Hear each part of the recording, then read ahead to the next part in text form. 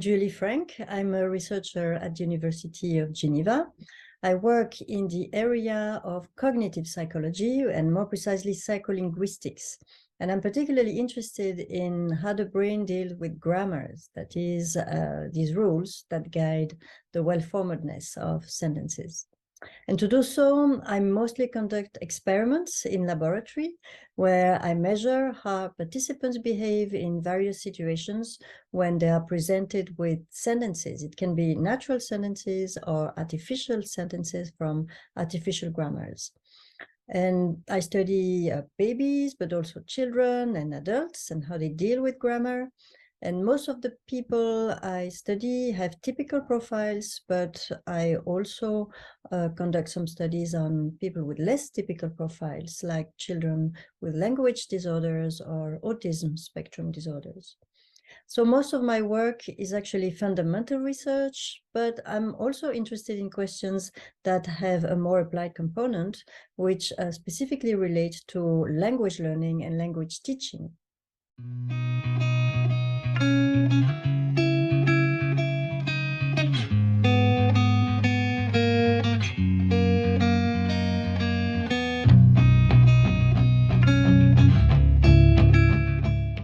I conducted that research with my colleague Hélène Delage at the University of Geneva, and it addresses the critical question of the diagnosis of developmental language disorder, which is a disorder that specifically addresses language, and how we can diagnose children who recently arrived in a new country and who recently started to learn a new language.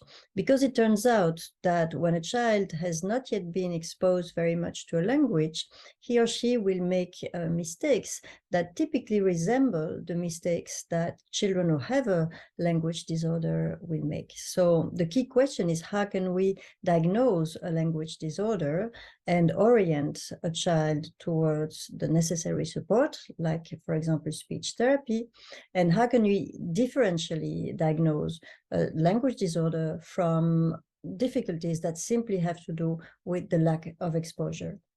And researchers have already identified some tasks which allow teasing apart these two profiles. But the question is whether these tasks are still relevant for children who are refugee children. Because we know that refugee children have particular profiles. They have high emotional vulnerability, but there's also a number of studies that show that they have cognitive difficulties. So the question is, are these tasks still relevant to differentially diagnose a lack of exposure to a language disorder in refugee children? So we assessed 140 children in Geneva between 5 and 8 years old on a number of language tasks, including these specific tasks, which consist in repeating a sentence with specific grammatical properties and in repeating non-words, which are words that don't exist in French, and which are these two specific tasks that allow differential diagnosis. We also included a battery of memory tasks and executive function tasks, which are tasks that assess the child's ability to focus his attention on relevant information and disengage the focus on non-relevant information, which are key functions in everyday life and including in language processing. We also ask parents to fill questionnaires about the child's ability in their native language and also about the child's emotional well-being. So the results indicate that refugee children are more vulnerable emotionally than monolingual children, but also than bilingual non-refugee children. And the results also show that they are weaker on all other cognitive and language tasks, including when we compare them to bilingual children who have the same level of exposure to French, but who are not refugee children. So it's important to note that one possible explanation is that refugee families typically have low socioeconomic status, and numerous studies have shown a global link between poverty and cognition. And although all of our data were collected in schools with rather low socioeconomic status, which means that all the children, including monolingual and non-refugee bilingual, came from low socioeconomic status, we cannot discard the possibility that this factor influenced the particularly low performance of refugee children. But independently of the cause of this low performance, the results clearly show that refugee children are at risk across the board, which highlights the need to provide teachers with the necessary knowledge and the necessary infrastructure and tools to ensure an adequate support for these children at school.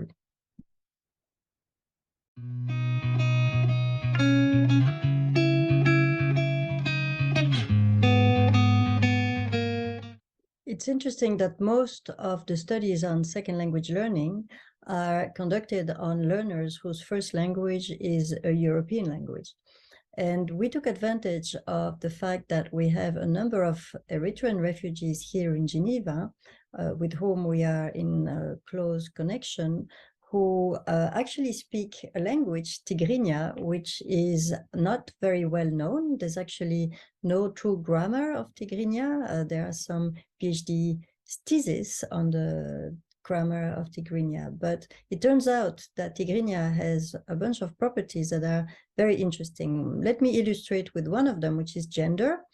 So words in Tigrinya have grammatical gender. For example, a word like table is typically masculine. But what's interesting in Tigrinya is that a word like table can actually become feminine in some contexts. For example, if one wants to talk about a small table, one can use the feminine for table.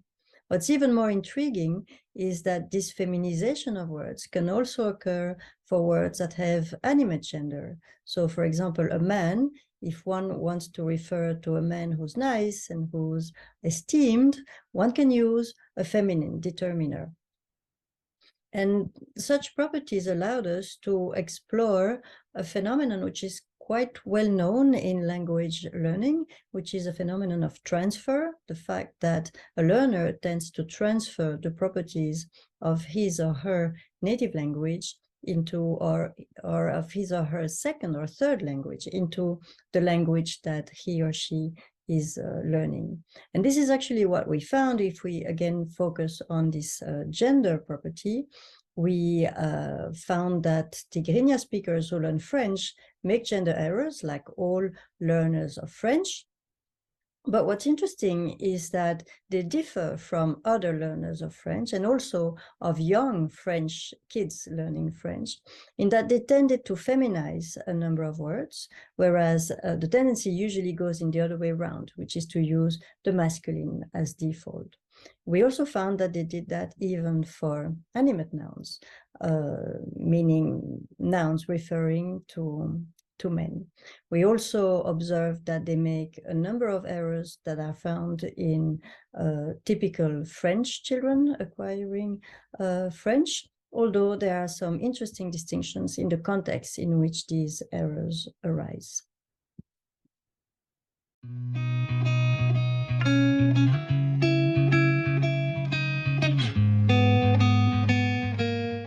The Solidarity Café started in February 2017.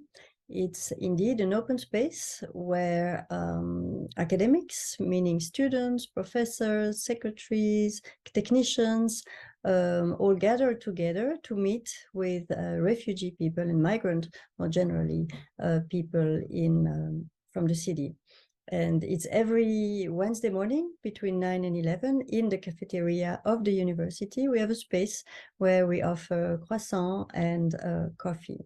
So these Solidarity Café, they critically differ from what other associations for migrants provide in that it's not a space for help or for charity or volunteering. The philosophy is radically different. In the Solidarity Cafes, relationships are symmetrical. Solidarity is not viewed as a one-way relation. It's a bidirectional relation. It turns out that students and many people in Geneva, locals, also suffer for a bunch of reasons. And there's actually currently a huge campaign at the University of Geneva to help improve students' mental health, which seems to have significantly degraded since COVID pandemic. Many students are stressed, and there's nearly 10% who claim to have suicidal thoughts. So it seems like these solidarity cafes are really addressing a key issue today, which is the lack of social bonding. And social bonding is key to stress and isolation. So for refugees, these cafes is a place where they can be treated as equal. They don't get help. They are in the position of bringing us their knowledge, their richness, while practicing French, of course, and while learning our culture, our way of life, a bunch of tricks and good places in Geneva. And as far as I know, this program is quite unique. Many universities have academic programs to integrate refugees in the academia, which is critical too. But this follows a radically different goal.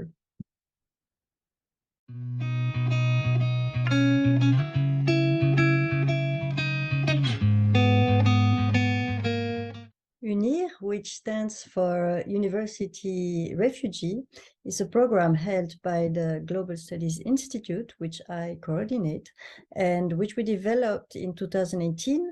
It's a program by which for a whole semester, about 50 students get in tandem with about 50 refugees in order to meet at least 2 hours every week.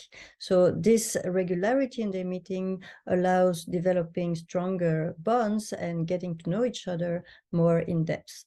And as we developed this program, we realized that it was very important for the students to get also some theoretical knowledge about forced migration. So I created a course with Nicolas Levrat, who's the head of the Global Studies Institute, which is an interdisciplinary course on the topic of forced migration. There's more than 30 teachers that teach in this class.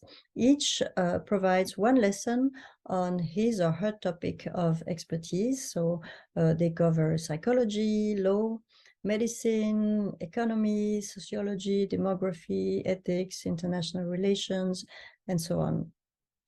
So students can thus get to know the people that we talk about in this class through UNIR. They get concrete knowledge and concrete awareness of the situations in the countries where these people come from, concrete information about the migration journeys.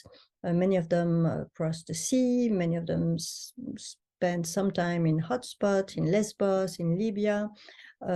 Students also get to know all the obstacles that they encounter when they reach their destination, getting residency permit, learning the language, and getting into the job market. So on the one side, they get this concrete information. On the other side, they also get a bunch of theoretical knowledge related to forced migration. And we strongly believe in the relevance of integrating both these sources of knowledge.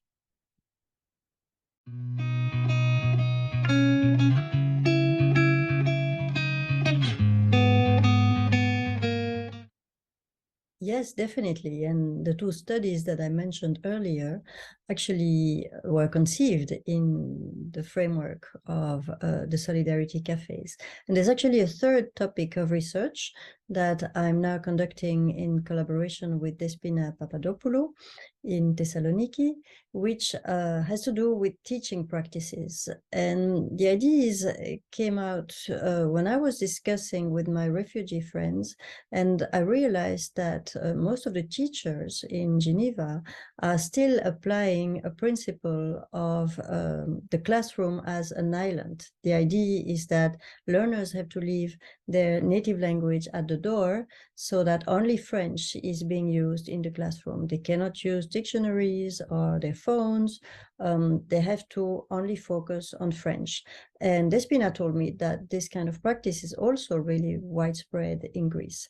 And by searching the literature, we realized that it's more than 50 years that a number of didacticians have suggested to apply this principle, not only to increase exposure to the learned language, but also with the goal of avoiding negative transfers. So we all know that when someone learns a language, there is a tendency to make mistakes that actually are correct in the native language. This is also the example that I gave earlier on gender for Tigrinya speakers. But as a matter of fact, it's not by isolating the classroom that the brain is going to function differently. These transfer effects are a clear manifestation of the way the brain learns. When the brain learns something new, it will necessarily encode it in anchoring it through what is already present, the knowledge which is already present. And so actually, there's also positive transfers, which are not so clear to be seen because obviously they give rise to correct productions. So we developed a protocol for teaching some aspects of French and of Greek on the basis of the learner's native language. And this protocol is actually inspired by what is called pedagogical translanguaging. The idea is that the teacher serves as a guide to guide learners in reflecting upon the differences and the similarities between their language and the language that they're learning. There's a few studies suggesting that even 8-year-old children are able to reflect like this, and that they actually benefit from this reflection, from the awareness that's being raised through this reflection.